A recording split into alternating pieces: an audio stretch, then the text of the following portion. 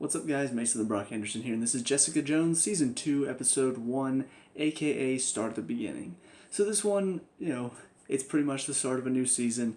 The reason why, obviously, Jessica Jones was the next in line as far as, when the shows came out. This was the next season after The Punisher, so I've decided, you know what, let's go ahead and watch it, and decided let's go ahead and do it tonight as well, because, hey, why not? Especially for these first few, I feel like I can sort of breeze through these really quickly, because honestly, I mean, if you're watching this, you've most likely watched the show, so I don't really need to go through the plot points. And these first few episodes are probably just going to be building up the plot for this season so far. So I'm just, once again, similar to how I did The Punisher, I'm just sort of going to talk over some of the stuff that I liked and didn't like, because, it's pretty much a plot-based episode. We see that she's dealing with everything after Kilgrave. We see that she has to get back, on the horse to get the energy and the willingness to go out there and find out what's going on with this IGH and stuff like that. And on the one hand, great. We do see that what happened with Kilgrave, it affected her. But the part of the problem with that is I felt like the Defenders, when we had that season, it should have sort of dealt with that a little bit. And yet we really didn't get that. Or at least I didn't get that in this episode. I didn't feel like that had changed anything. She still felt like she was coming right after season 1. Everything that happened with Kilgrave. I don't know. I just felt like after what happened in The Defender season 1, we should have seen a little bit of change. Because by the end, she realized she had to do what she had to do to help people. And while she is going around and helping these people, it still feels like she is in her season 1 at the end mindset. So I don't know. I feel like some of that growth that we saw in The Defender sort of retracted a little bit. And, maybe they'll talk about it, maybe they won't. But they didn't really address it at all. They just kind of said, oh, you're still dealing with what happened with Kilgrave. And never really talked about what happened in The Defenders. So I'm a little bit disappointed in that. On top of that, I feel like we kind of had something similar in season 1 where it felt like at the beginning she was just doing her own thing, her PI business, but didn't really want to look into anything to do with Kilgrave because she felt like it's not my problem. These people that were talking about certain things, she's like, it's not my problem. And then she realized, oh, it is my problem. And then that's when she decided to help.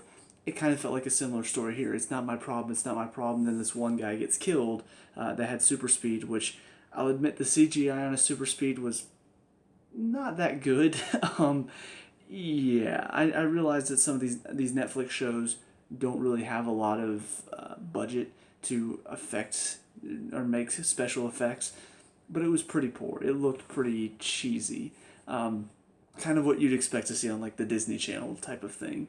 But yeah, we see he gets killed by this corporation, and she has to realize, oh well, now because he died and I didn't take it seriously, now he's dead and it's my fault, and so now I have to go and I have to figure this out. So now she's doing it, and she's going to figure out what's going on. She's going to find out why she is the way she is, and I guess that's going to be the main plot for this season. At least that's what it feels like.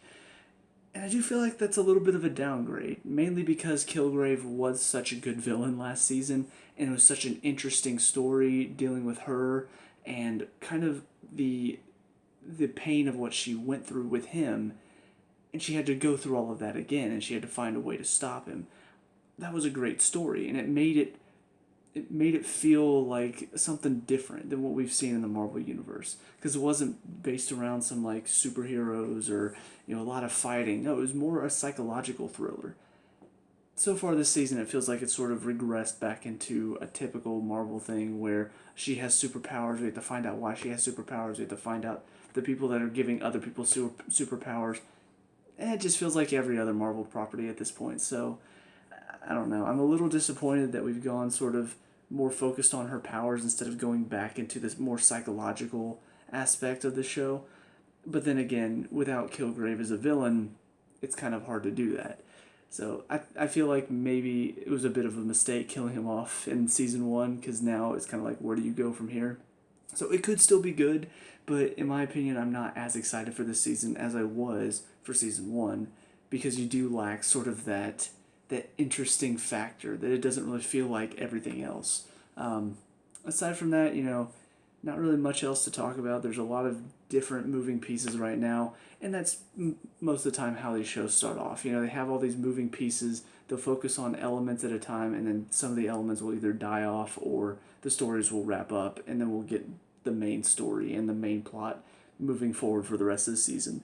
So, the stuff with Jerry, the stuff with Trish, the stuff with this other guy, this other PI that's trying to take her down. All of this stuff feels like fluff right now until we get to, okay, wrap up that story, wrap up that story, wrap up that story. Now we're on the main plot for the last 4 or 5 episodes. At least that's the formula so far. Maybe they'll mix it up a little bit. Maybe all of this is connected to one major story. That would be cool, but I don't really see it because a lot of it just feels kind of off to the side or in its own little world. I will say Trish has somebody following her. It might be the guy from last season. I think his name is Simpson. I honestly don't remember. It's been so long since I've seen season 1. But yeah, the guy that was working for the people, and then he took the stuff that made him super strong, and then he died, quote unquote died. That's why I think she's a little bit like, what, did I just see somebody I knew? I think it might be him, but I'm not entirely sure because we did see the scientists go and pick his body up. So they may have brought him back to life, who knows. But yeah, that's another little side story that might come into play at some point. I'm not entirely sure, but I am looking forward to seeing where this season's going to go because, in my opinion, Jessica Jones is an interesting character in her own right because she is the one out of these 4 defenders that doesn't want to be a hero, doesn't want to be a vigilante. She's sick of the whole thing, and she doesn't like the fact that she has powers, and she just wishes she never did have powers. So she is a little bit different in that respect, and I do appreciate the fact that they are focusing on that aspect as well, because it is sort of what makes her unique. So we'll see how much that gets played up. We'll see how much of this season, I kind of feel like with that aspect and the fact that they're going to be looking into the people that gave her powers, I kind of feel like there's going to be a moment where she has the decision to be without powers and then realize, no, I have to keep them to help the people around me type of thing, which I've seen in quite a few other shows. So I don't know if that's just me predicting the story again or if they're going to take it in a new way that I'm not going to be able to guess, but we'll see what happens. So that's about it for this first one. See you at the next one in just a second. And now episode 2, Freak Accident. So things have actually started getting pretty interesting. And it's kind of weird, at least at first, making that switch from The Punisher, which was, it felt very grounded in reality. There was no superpowers involved. It was pretty much just government conspiracies, guy being burned by the government, faked his death. He's pretty much just a soldier that is a tank. He doesn't have, you could argue maybe he's a little bit more than human because he's able to take so much of a beating and still go after all of that. But he doesn't actually have legit superpowers. And so making the switch to this show where pretty much the main focus is on super people, it is a little bit, I'm having to adjust my thinking for this. And that's, I think, why in the first episode I was a little I just don't know if this is going to be as interesting. Part of it was down to the fact that, yes, you take Kilgrave out of the equation, it's kind of difficult because Kilgrave was such a good villain, it's hard to, top that. But I do feel like they've started a good story here. It's still not quite got my full attention, but I'm interested. My curiosity is piqued because I do want to know what's going on. We find out about IGH creating this monster, and this monster's attacking people, and while I'm still kind of just okay, well, we know all of this, it's interesting in that we're still not entirely sure what the whole story is. We find out Kozlov was involved, but he's not the one that was experimenting. That was somebody else. And then at the end, Simpson shows up. Turns out he wasn't trying to take out Trish. He was trying to protect her. And then he ends up getting killed by whatever this thing is. So, yeah, my curiosity is definitely piqued. I'm curious to see what this thing is. We saw a glimpse of it, I think, in one of Jessica's flashbacks in the first episode. Kind of looked like a villain from the Power Rangers, red face, very, very obviously looking like a mask. I hope that's not actually it, because that just looked strange. But I don't know. I'm curious to see what this thing is. How is it created? You know, is it going to tie into Jessica's story at all? Is it going to turn out to be like, I don't know, like it turns out to be her brother that was experimented on without her knowing? Like, that would be crazy. Um, just those are the thoughts running through my mind. Is it going to be somebody she knows? Is it going to be somebody she has no idea who it is? Is it going to be maybe someone that she was experimented on with, and so they have similar powers? Or is it going to be like maybe a pre-experiment of her, like a failed experiment that they were trying to do that ended up perfecting with her, but this is like a former version of her type of thing. I don't know. I'm just all these theories running through my mind, and I'm just sitting here like, what could it be? Because that is one of the things that I do think this show, even though it's taken out a bit of the psychological thriller side of things, I still feel like this show does keep some things very unique because it's a bit more of a, I wouldn't say it's a mystery show because it's not like there are clues and there are people that we're trying to figure out who done it type of thing, but it is from the point of view of a private investigator. And so she has to find clues that lead her to certain areas. You know, whenever she finds out Trish might be the target, she has to track down the clues. All right, she goes to her place, and then Griffin is there, and then she talks to him, find out that, you know, she was talking to her mom earlier that day, so she goes to her mom's place, finds out what she was asking her about, and then goes to that place and finds her interrogating Simpson. So, you know, we see her making all these connections and finding the paths to the truth. It's not necessarily a mystery, but it is kind of a nice breath of fresh air to see things from the point of view of a PI and see her kind of find roads that lead to the truth. And also the fact that she has superpowers is kind of thrown in there as well. And that's kind of the two halves of it. You know, one half is her as a PI trying to find out the truth of what happened with IGH, and the other half is her dealing with the fact that she has superpowers and people are prejudiced because of that. Like the superintendent who told the cops he never saw her, even though he did, because, oh, you have superpowers and my son is going to be around you and you're going to bring all this stuff with you around my son. Don't do that to him. And, you know, there are going to be stupid jerk offs out there. And it is kind of a subtle, not so subtle jab at racism, but I don't know. It's kind of weird because it's coming from a Hispanic man. I'm just like, like, I guess they're trying to do it from a different point of view, but still do it subtly. Kind of like, I would say there's even a feminist part of this show, mainly with Jerry. But I think it's different because most of the time when you see a show that does talk about feminism and does talk about power to females, most of the time it's like, you know, you watch Supergirl. It's the main character. So to see it from a side character in the show is also a little different. So there are topics being discussed.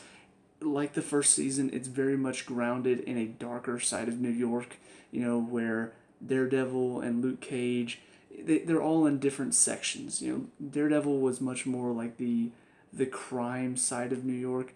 Jessica Jones feels like it's in the back alleys, I don't even know how to describe it. It's like you get to see all of the secrets, the dark secrets that people have, you know, people cheating on each other, people sleeping around, you know, people going and picking up hookers, you know, all of these things that you wouldn't see in the other shows is in Jessica Jones. So it is very much like you have a lot of those moments where randomly like people just start sleeping with each other or having sex in a bathroom stall, and it's just like, well, that was random, but that's kind of what this show has. It has those moments where you get to see the darker side of people, and it's kind of a theme of the show, you know, where people are willing to do dark things because it's just that human side of them. So I don't know, it's a theme that they are kind of addressing, but at the same time, it does distract from the main story at times, so it's kind of a double-edged sword. You know, there are moments where I'm just like, okay, so that's part of the show. It's kind of an identity it's given itself, you know, even in the first season.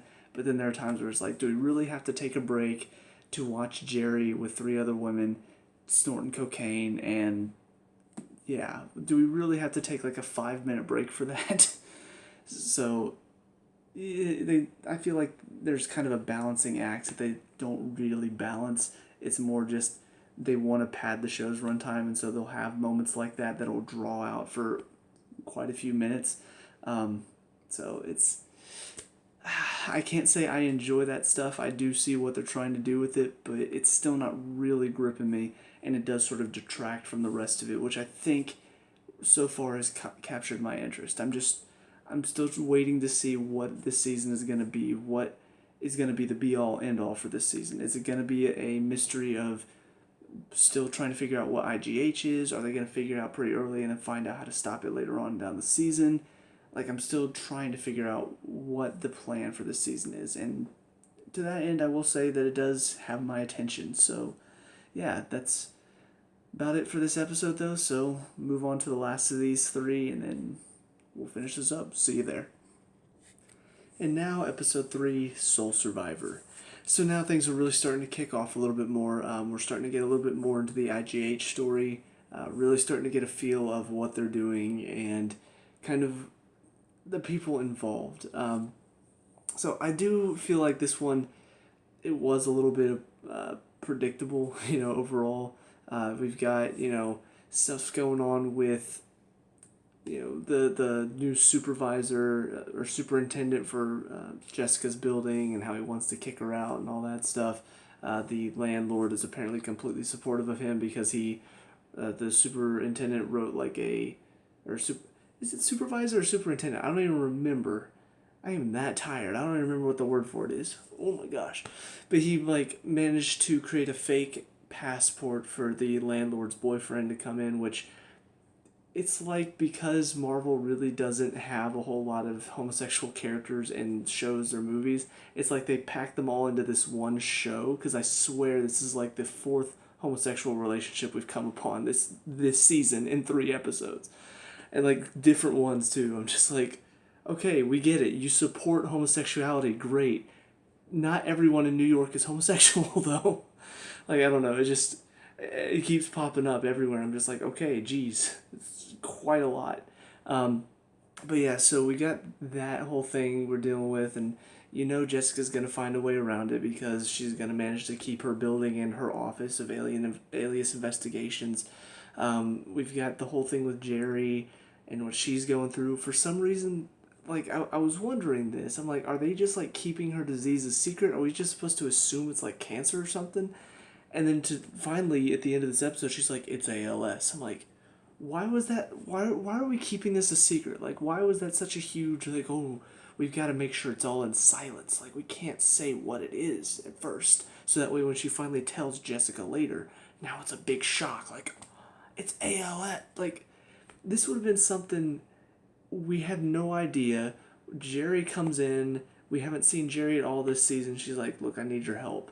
And then we cut to them having a conversation. It's what's going on? And my partners are trying to force me out. It's a medical thing. I have ALS.